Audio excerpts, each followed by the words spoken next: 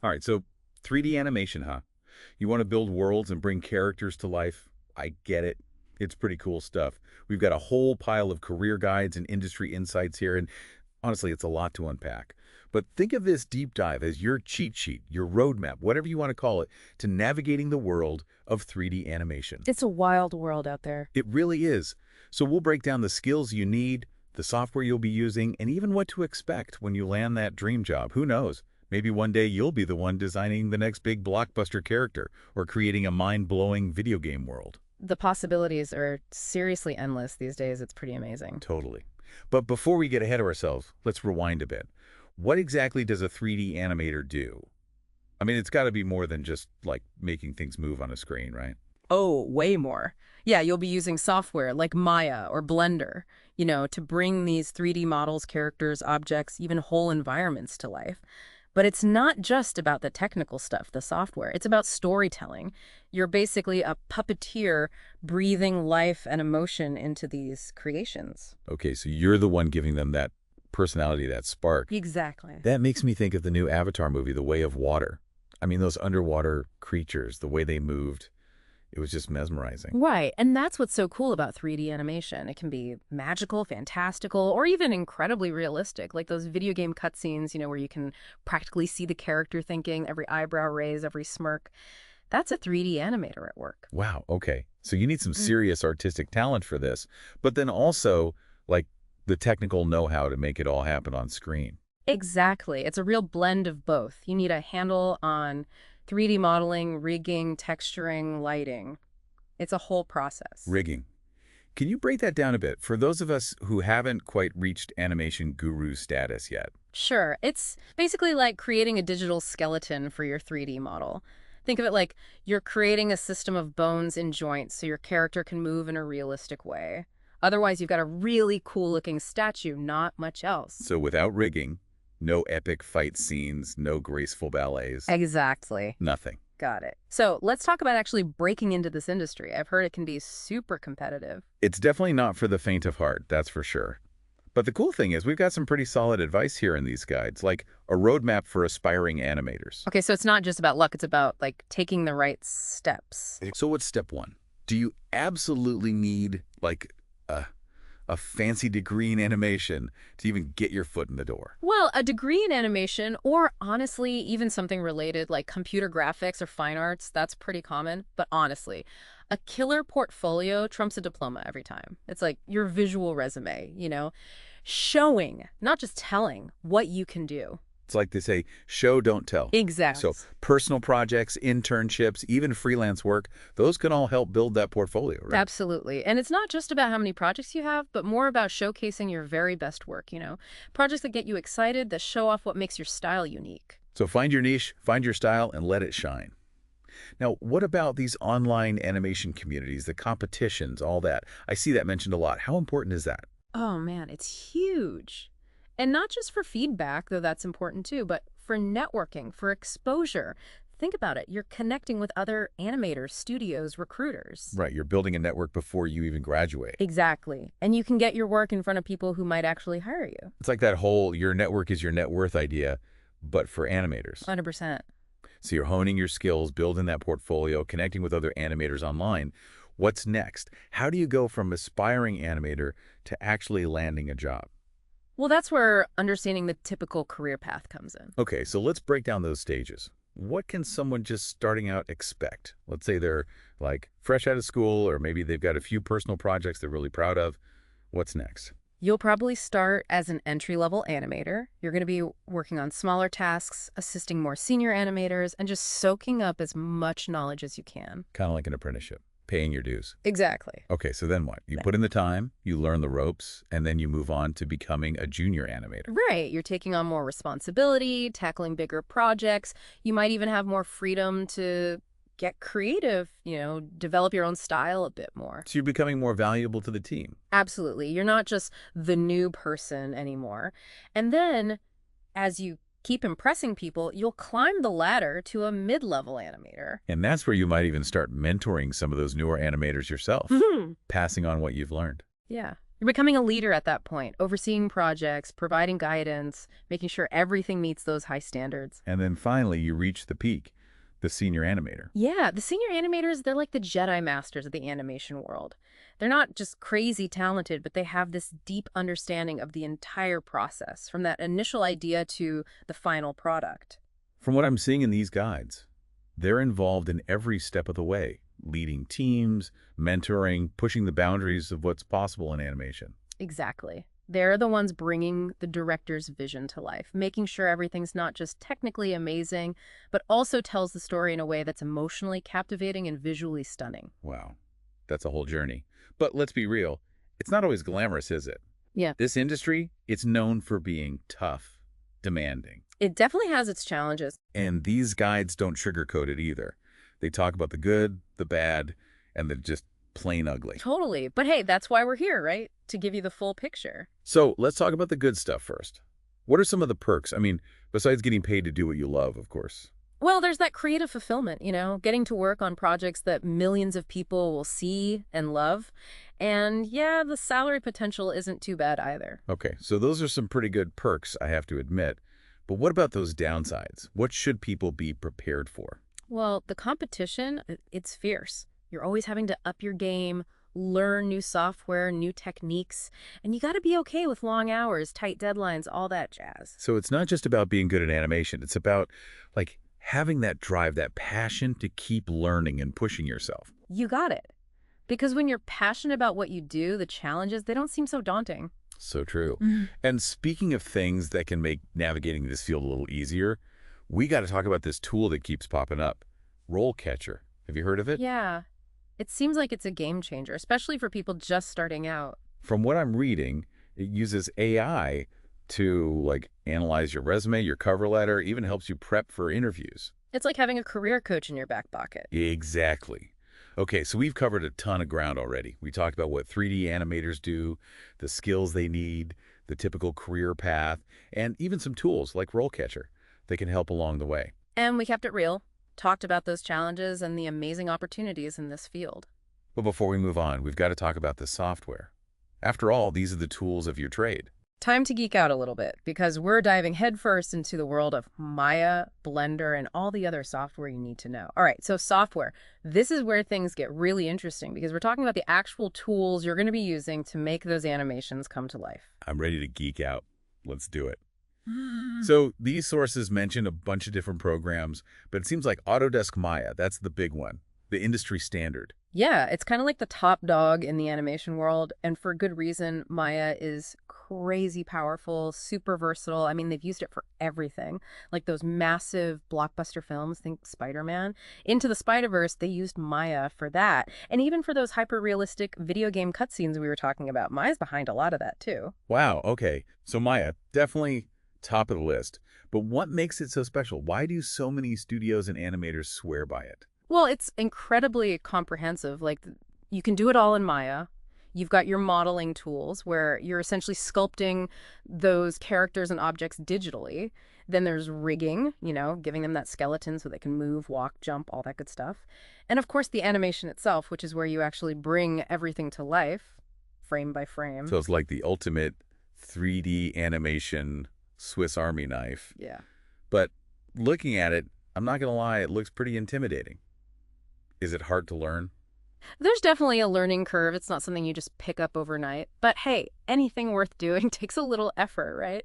Think of it like learning a new language or maybe learning a musical instrument. It takes time, dedication, practice, but you get better with each project, each animation you create. So you're saying don't get discouraged if you don't become a Maya master in like a week. Exactly. And the best part is there are tons of resources out there to help you along the way. You've got online tutorials, courses, and there's a huge online community of Maya users, people who are always down to help out a newbie. That's so helpful. Right. It's good to know you don't have to figure it all out on your own. Now, Maya's not the only game in town, right? What about Blender? I've heard that's becoming pretty popular. Yeah, Blender's super interesting because it's open source, which means it's totally free to use. And that's a big deal, especially for like independent animators, smaller studios, anyone who might not have the budget for a Maya license. Free is always good, Yeah. especially when you're just starting out and experimenting. But is Blender as powerful as Maya? Can it do all the same things? It's a little different for sure, but honestly, Blender's come a long way. Hmm. And it's constantly evolving with this whole community of developers working on it. In fact, it's gotten so good that even some bigger studios are starting to use it alongside Maya in their workflow. So it's like the underdog that's quickly becoming a contender. Exactly. What kind of projects is Blender best for? If someone's thinking, okay, I want to try Blender, what should they know? It's pretty versatile, honestly, but it really shines in indie game development, for those awesome indie games we all love. It's also great for animated short films and even for visual effects in films and TV shows. Okay, so Blender, definitely a contender. Now, we'd be doing our listeners a disservice if we didn't mention 3ds Max. It's another one that comes up a lot in these guides. Oh yeah, 3ds Max is another powerhouse, especially when it comes to things like architectural visualization and product design. Like, if you're into designing sleek sports cars or those crazy skyscrapers, 3ds Max is known for creating those super realistic renderings, the kind that architects and designers use to show off their work. So if someone's dreaming of designing the next iPhone or a breathtaking skyscraper, that's their software. It could be, yeah. It's got that reputation for a reason. Okay, so I've got Maya, Blender, 3ds Max. Are there any other programs aspiring animators should have on their radar? Those three are a great starting point, for sure. But the animation world, the software, it's always evolving. Another one is Cinema 4D. It's really popular for motion graphics, and a lot of people find it pretty user-friendly. User-friendly is always a plus, especially when you're just starting out and everything feels like a foreign language. Right. And then for those who are really into the technical nitty-gritty stuff, like creating mind-blowing special effects, the kind that makes you go, how did they do that? That's Houdini. Houdini. Yeah, that's like the special effects wizard of the software world. We're talking realistic explosions, fire, water simulations, all those wow moments in movies. A lot of that is done using Houdini. Oh, okay. So you've got all this software, all these amazing programs, each with its own strengths and specialties. Yeah. It can be a little overwhelming, right? Yeah. I mean, where do you even begin? What if you pick the wrong software to learn? I get it. It can feel like a lot. But honestly, the best advice I can give is to figure out what kind of animation really excites you. Like, what gets you fired up? What kind of projects do you dream of working on? Once you know that, you can research which software is most commonly used in that area and kind of narrow your focus a bit. So work smarter, not harder. Yeah, Focus your energy on what you really want to do. exactly. And hey, mastering one program, it doesn't mean you can't learn another one later on. You'll have that foundation to build upon. But it's a lot easier to focus your energy on one at a time. Now, as important as it is to master the technical side, the software, that's just one piece of the puzzle. You've got to have the artistic vision, the storytelling chops too. Otherwise, it's like you've got this amazing set of paintbrushes, but no idea what to paint. That's a great analogy. So how do you develop that artistic eye? We're talking animation principles, character design, storytelling. Where do we even begin? Okay, so we've covered the tools, the software, the tech stuff, but what about the art of it all? I mean, knowing how to use the software is one thing, but how do you make those animations really come to life? That's where those animation principles come in, the stuff that makes those characters feel real, believable, even if they're like a talking dragon or a singing teapot. Right, because a moving character isn't necessarily an interesting character. Exactly. It's about timing and spacing, exaggeration, anticipation. These principles, they're like the secret sauce. And they apply to any kind of animation, right? Not just 3D. Oh, yeah, totally. These principles, they've been around since like the golden age of animation. Think Walt Disney. His team, they were masters of this stuff. They knew how to bring those characters to life. Exactly. It's those subtle things, Yeah. a well-timed pause, a little exaggeration in a movement. That's what gives it that personality, that charm. It makes you believe it, even if it's a cartoon. Exactly. The sources we've got here, they really emphasize the importance of studying the greats, like watching those classic animated films, really analyzing them. Oh, absolutely. It's like taking a master class, seeing how those legendary animators use these principles to create those iconic characters and scenes. Absolutely. Exactly. And it's not just about the technical stuff either. You've got to have a good story and compelling characters. Just brings us to character design. Yes. And this is where you can really let your creativity run wild. Because a good character design, it's not just about making something look cool. You want characters that are memorable, relatable, characters that the audience connects with. Characters you remember long after the movie's over. Mm-hmm. Like Buzz and Woody or Mike and Sully from Monsters, Inc. They're iconic. Exactly. And those designs, they're not just random. They tell you something about the character, their personality. It's all connected to the story. And speaking of story, We've got to talk about visual storytelling. Because it's not enough to just have pretty animation. You've got to use those visuals to tell a story.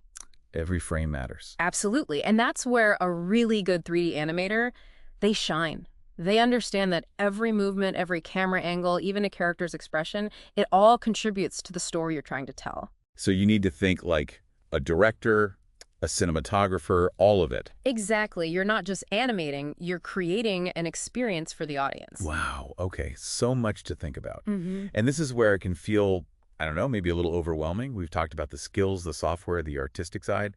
But how do you actually break into this industry? It's competitive out there. It definitely takes more than just talent. Right. These sources we've got, they all say the same thing.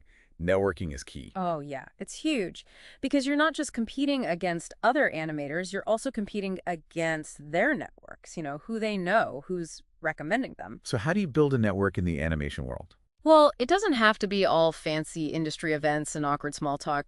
Honestly, it can be as simple as connecting with other animators online, joining those communities we talked about. Even just sending a message to someone whose work you admire, asking for a quick chat. It's all about putting yourself out there. Exactly. And don't underestimate social media. Oh, yeah.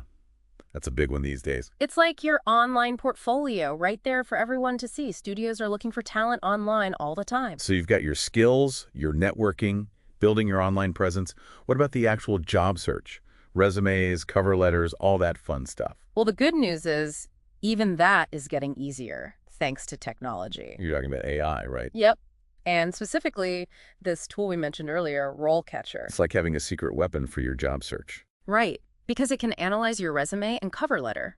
Like, it's not just checking for typos, it's looking at how well it matches the job description, suggesting improvements, even helping you tailor it to specific companies you're interested in. Wow, so it's like having a career coach and a marketing expert all rolled into one. Pretty much. And then there's the interview prep. I mean, interviews can be scary. The worst. But RoleCatcher, it actually simulates job interviews, asks you common questions, gives you feedback on your answers. It's like having a practice run before the big game. Exactly. And honestly, that can make all the difference. So yeah, we've covered a lot of ground in this deep dive. The skills, the software, the art of animation, and even how to navigate the job market. We've thrown a lot of information at you, but hopefully you're walking away feeling not just informed, but inspired. Because this is an exciting field, challenging for sure, but so rewarding if you're passionate about it. So if you're ready to bring your imagination to life, to tell stories through the power of 3D animation, take that first step. Dive in, learn the skills, master the software, and never stop creating. Who knows? Maybe we'll see your name on the credits of the next big animated blockbuster. Wouldn't that be something? It would. All right, that's it for this deep dive. Until next time, keep animating.